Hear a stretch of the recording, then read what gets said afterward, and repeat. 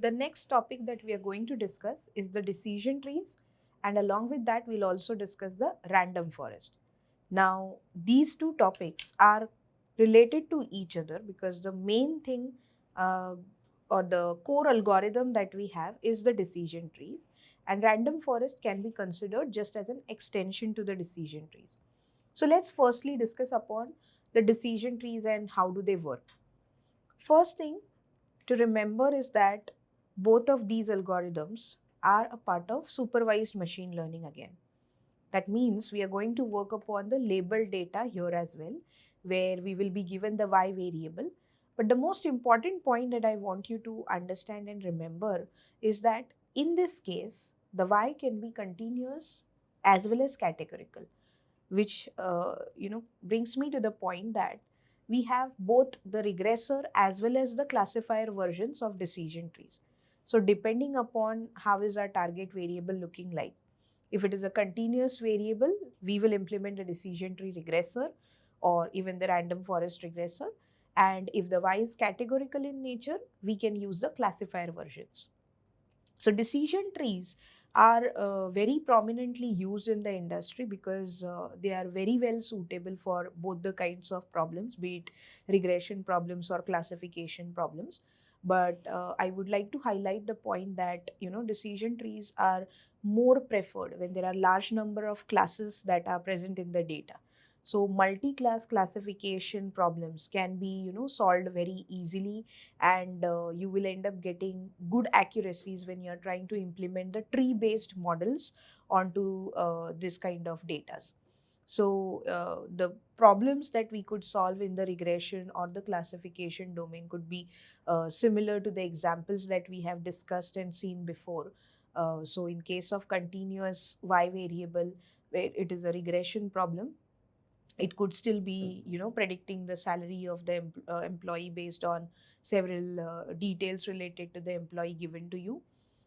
Similarly, it could be the laptop price prediction that we could do on the basis of the features and the specifications of the laptop that have been provided. And in case of classification kind of problems, it could be either a binary classification problem or even a multi-class classification problem that we could solve. So based on the features of the transaction that have been provided to us, we can still use decision trees in order to predict whether that credit card transaction was a genuine one or a fraudulent one. Or it can also be used in order to identify whether a given patient has a disease or not. So binary classification problems can definitely be handled with the help of decision trees. However, it is more suitable when it is a large number of classes kind of data, because it has been proved over the period of time that decision trees usually outperform the rest of the algorithms when it is used onto multi-class classification problems, and especially with large number of classes. Now they could be 5 or even 10 classes or even more than 10 classes. You will see that decision trees could be the very first algorithm that anyone would try to apply onto such kind of data, followed by the rest of the algorithms then. And that's where again your various problems like let's say on the basis of the employees data, where you're trying to predict what could be the performance rating that could be given to the employee, whether it could be a 1 or a 2 or a 3 or a 4 or a 5. So multi-class classification kind of data can be you know um, very well handled with the help of the decision tree classifier.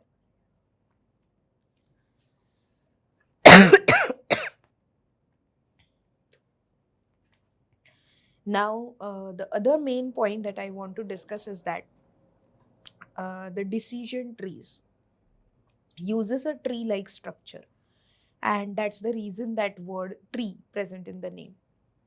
And this tree is built by taking several decisions. That's the reason it has that word decision. So, decision trees are ideally trees that are being built upside down, where the top of the tree is where we have the root node, and there are several other decision nodes that we have in the tree, where the decision of splitting the data is taken.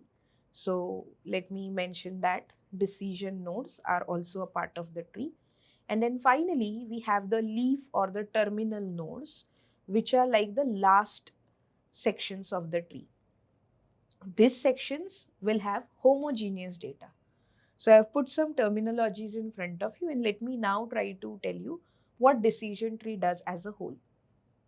So decision trees help us build trees on the data where it starts with the entire data or the population that has been given to us.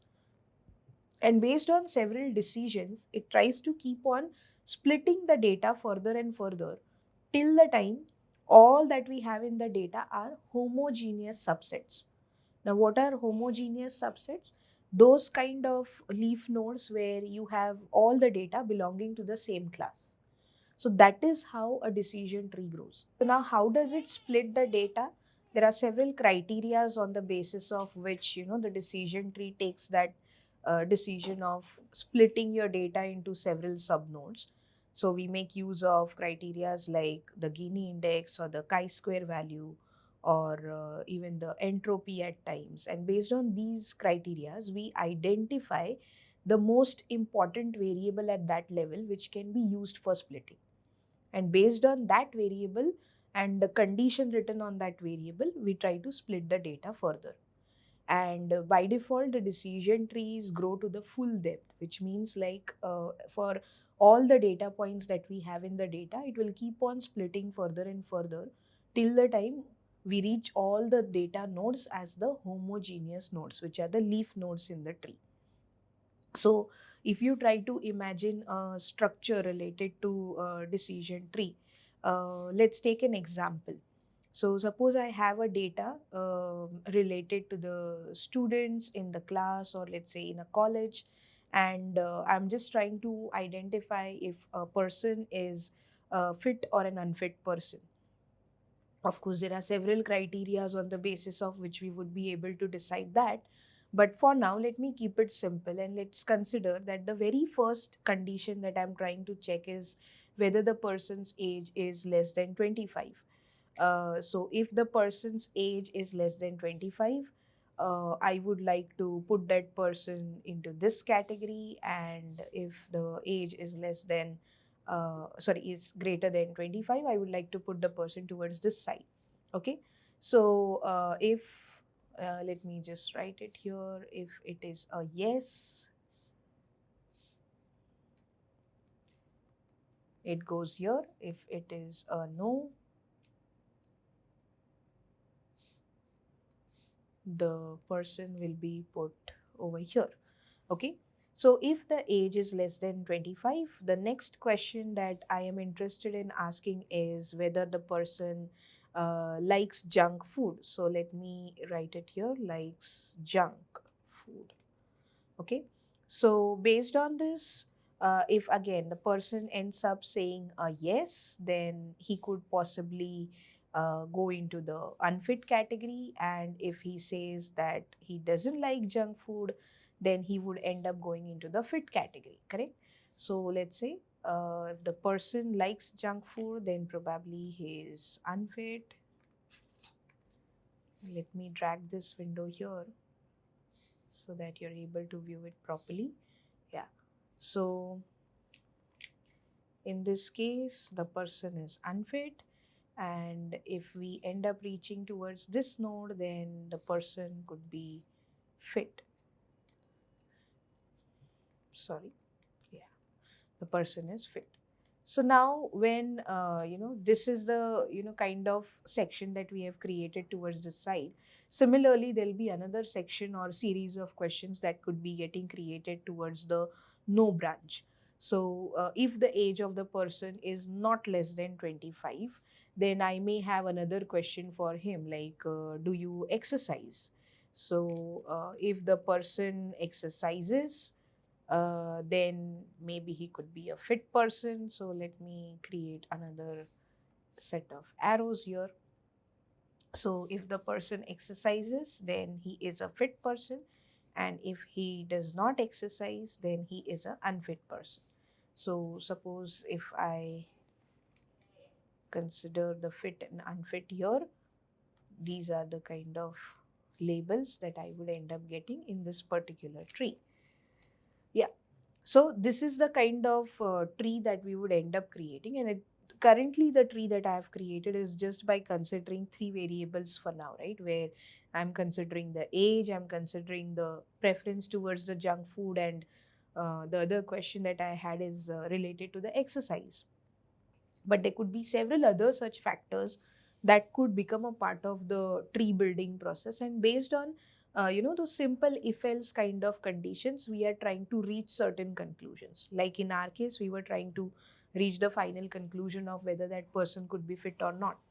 So this is how a tree keeps on growing further and further based on several if else kind of simple conditional executional statements. And finally what you will have is the leaf node, where suppose if we look at this particular leaf node here, this is where all the people who are falling into this node are going to be unfit, and all the people who are falling in this node are going to be the fit people. So this is how the entire tree starts building from the root node, where the entire data set is considered, and we keep on splitting that data further and further into homogeneous subsets of the data. So this is what a decision tree usually looks like. Now, what I want you to understand further related to decision trees is that decision trees usually, as I said, right, outperform the rest of the algorithms when it comes to large number of classes related data, and that's the reason where decision trees are quite well used in the industry, because at such kind of situations where you have large number of classes, we may have to use decision trees quite often. But let me tell you that at the same time, the decision tree has certain drawbacks as well. Like, one of the major drawbacks related to decision tree is that it tends to overfit your data. So the models that you end up building with the help of decision tree algorithm, many of the times are overfitted models. So that is where people came up with the concept of random forest, which could possibly be useful in order to overcome this problem of overfitting in the decision trees. And decision trees in itself could be a weak learner, so it may not be able to capture the data and the patterns very well, and it could overfit the data, as I mentioned, right? So since the decision tree is a weak learner, people came up with algorithm like random forest, which could possibly convert that weak learner into a strong learner. So the random forest is ideally nothing but a collection of decision trees. Where a single decision tree could not perform very well on the data, we try to combine several decision trees together in order to create a forest. And that is the reason that term random forest. So we will try to combine a lot of decision trees together in order to do the final predictions. And the data that we use while working upon the random forest is going to be created using random sampling out of the entire data. Multiple data sets will be created, and individual decision trees will grow onto that data and finally help us getting the final predicted value for our data points. So that is the reason why random forest is usually considered as an extension to the decision trees. So it's not an altogetherly different algorithm. It is going to implement decision trees only behind the scenes. It's just that there are some different ways using which it does the random sampling, creates the subset of the data, and based on those subsets, different decision trees grow independently, and then the output from these decision trees is combined together in order to get you the final predicted value. So decision trees and random forest both can be applied onto regression as well as classification data, but usually we try to apply the decision tree first. In case we observe that the decision trees is not giving us very good result, in case we observe that the decision trees is not giving us the good result, that is where we go ahead and we implement the random forest onto the data. And Having said that, let me also tell you that random forests are complex models because instead of a single decision tree, there could be hundreds or even thousands of trees that could grow behind the scenes, correct? So, considering that, you will require heavy computational power in order to run random forest because it usually takes a longer amount of time, and the output that you get is going to be similar to what your decision trees would have given you, but of course you'll get a better accuracy many of the times. And it is rather said that when you don't know what to implement, you can implement random forest onto the data. Because the kind of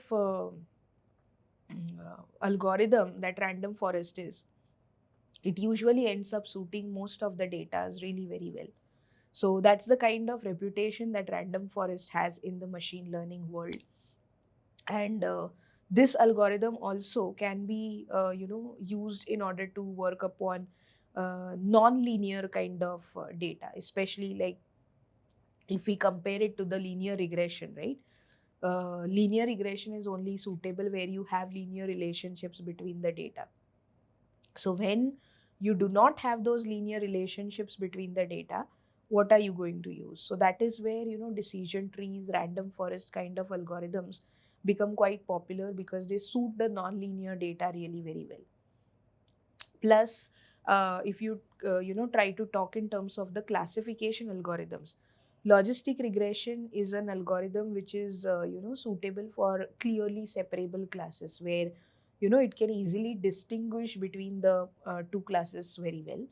But algorithms like your decision trees or random forest, they usually work well on both the clearly separable classes as well as the noisy data where the classes are kind of overlapping. That is also a case where decision trees or random forest could be very suitable kind of techniques. So all in all, decision trees and random forest help you build such kind of trees that can be very easy to use and relate, and are suitable for the regression as well as classification kind of problems. So decision trees and random forest are very well used in the machine learning industry, and they can help us solve a lot of problems. So these are a couple of techniques that you should definitely look out for, especially when you are dealing with multi-class classification kind of problems.